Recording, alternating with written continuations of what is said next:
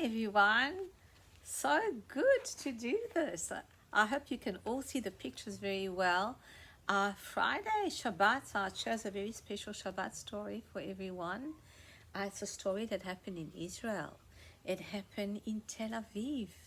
It's a very, very special story about cats. I love cats, and I have a cat at home. His name is Nunushka, and he's just delicious. And so I was thinking of you delicious things.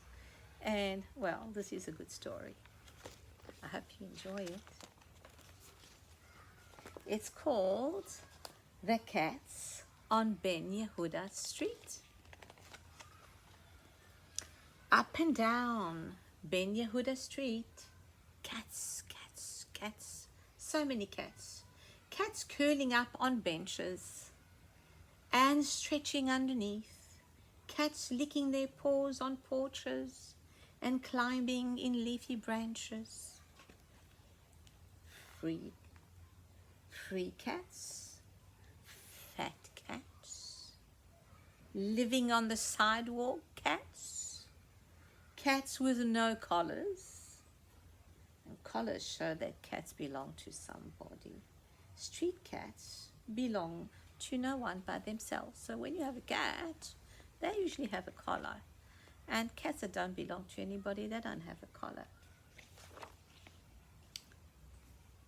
Messy, meowing, useless cats, muttered Mr. Modiano. Sounds like he doesn't like cats, no? As he unlocked the Tel Aviv Fish Palace.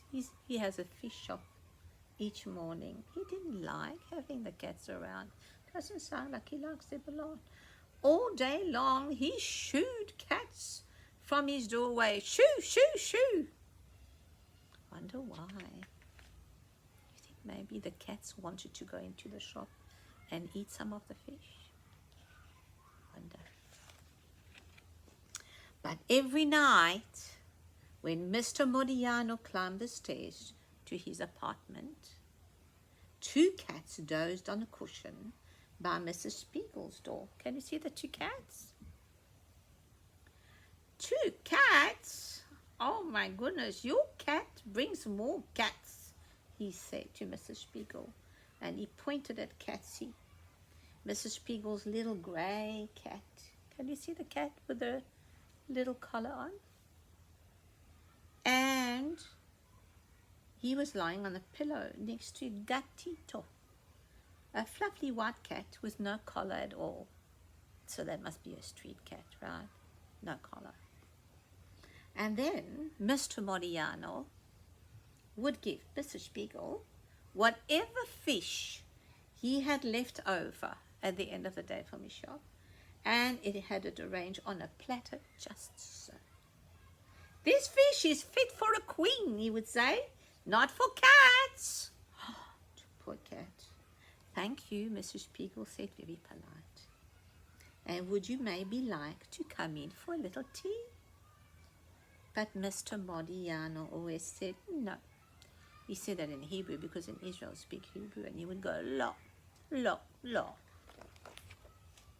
Wonder why. As soon as Mr. Modiano closed his door, Mrs. Spiegel put the fish into a bowl for the two cats to share. Mr. Modiano didn't know that she was doing that. He said it was for her, not for the cats. But she's got a kind heart, don't you think? She's a good lady. But the apartment building rule said just one cat. So in her apartment, she could only have one cat, not more. So after dinner, only Ketsy could come inside. Gatito had to go out. Mrs. Spiegel liked the way that Ketsy helped her knit. And she liked the way that Ketsy kept her company in the kitchen. She loved her cat. She liked it when Ketsy licked her face to wake her up in the morning. She liked the way that Ketsy was always there. One night, Mr. Modiano brought salmon. That's a very special fish.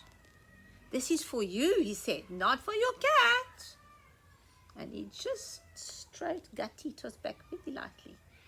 Oh, thank you, said Mrs. Spiegel. Would you like to maybe come in for a little tea? What do you think he said? Did he say yes? Did he say can?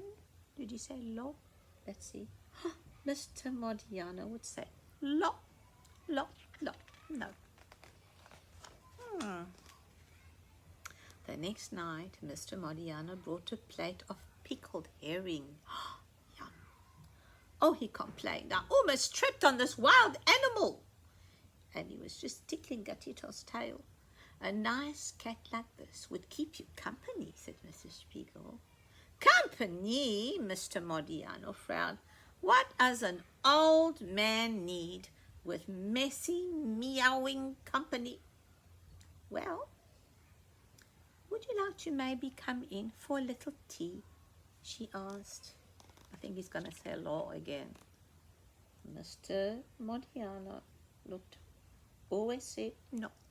No, no, no.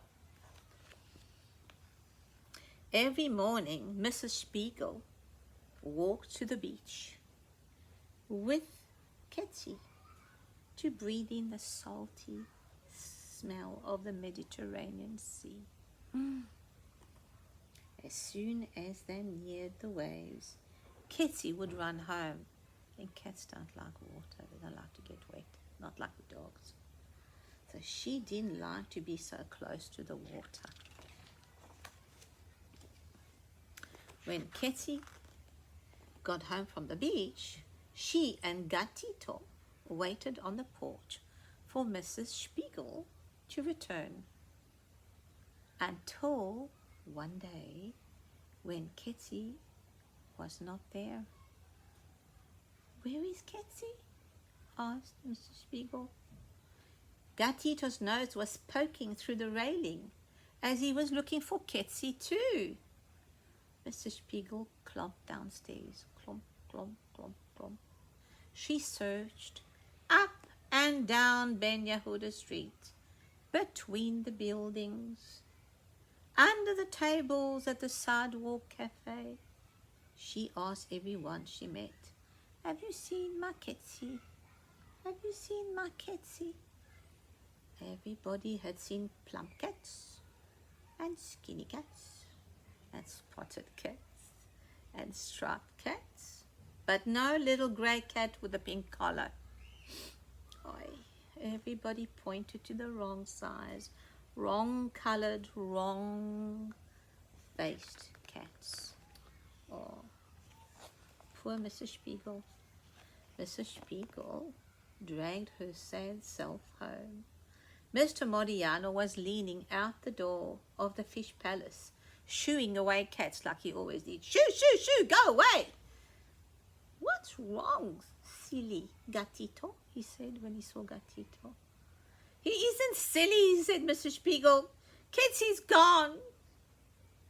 Cat, said Mr. Modiano. Oh, my goodness, maybe she ran away. Mrs. Spiegel burst into tears. And she clomped up to her apartment. Oh, for Ketsie to be gone, she wouldn't run away. She tried to eat. She was not hungry. I think she was too sad and too worried. She tried to knit, but without Ketsie in her lap, she just couldn't. I think she must be feeling really worried and sad. When Mr. Modiano came by, she did not invite him in for tea. Wonder why. Do you think she was a bit angry on the way he said that maybe the cat had run away? I know you have a low opinion of cats, she said, but my Ketsie would never run away.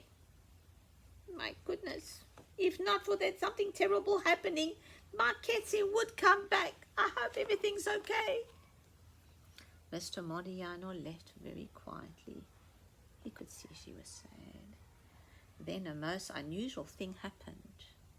Mr. Spiegel heard the noisy pat, pat, pat, pat, pat of a motor scooter in the alley. There sat Mr. Modiano, perched on the back of his scooter, Don't worry, he called to Mr. Spiegel. Mrs. Spiegel. Mrs. Spiegel paced up and down in her apartment. She thought about going to bed, but the idea of waking up without Ketsy there to lick her face just made her want to cry. And then, long after midnight, she heard pat, pat, pat, pat, pat in the alley again. Outside on the porch, Gatito meowed, meow, meow, meow, meow. And there was more meowing, meow, meow, meow, meow. Were there two meows? Two different meows? Mr. Spiegel ran down the stairs. Oh, Mr. Modiano held a little grey cat. Can you see it? With a pink collar and her front leg sticking straight out in a stiff white cast. That's the kind of thing you get on your arm or your leg when you've broken it. Looks like she had a bit of an accident, right? Oh, my Ketsy, said Mrs. Spiegel, burying her face in a soft grey fur. Cat, said Mr. Modiano, gently cradling Ketsy as Gatito rubbed against his leg. I found her at the animal hospital. She must have had a tussle with a car. Silly cat. But she's going to be fine. The next morning, Mrs. Spiegel put Ketsy in a basket to walk to the sea. There. Because Ketsy can't walk so well with that cast on her leg, right? She's being kind. We'll just get close enough to smell the salt, she said. But when they got back, Gatito was not on the landing. Oh my goodness, now is he missing? Not only that, the cushion was gone too. Mrs. Spiegel's thinking, oh no, no, no. But just then, Mr. Modiano opened his door. Who do you see inside?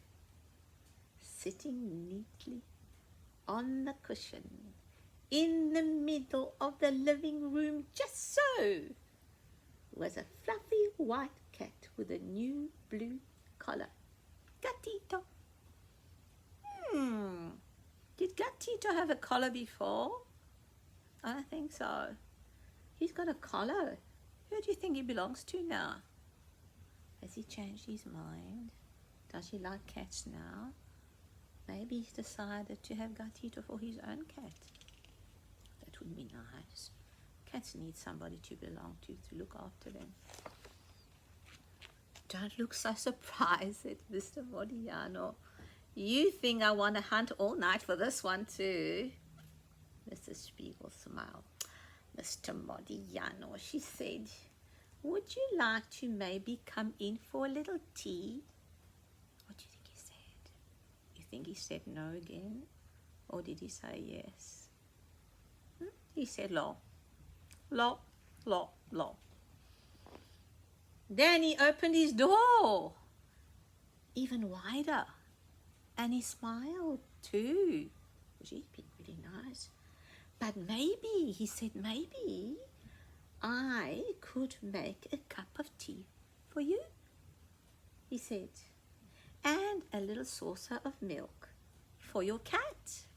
That's nice. Do you think she said yes? I think she said yes. But whoops, it doesn't tell you. Do you think she said yes? I think she said yes. Look, and now they're friends. They're both caring for cats.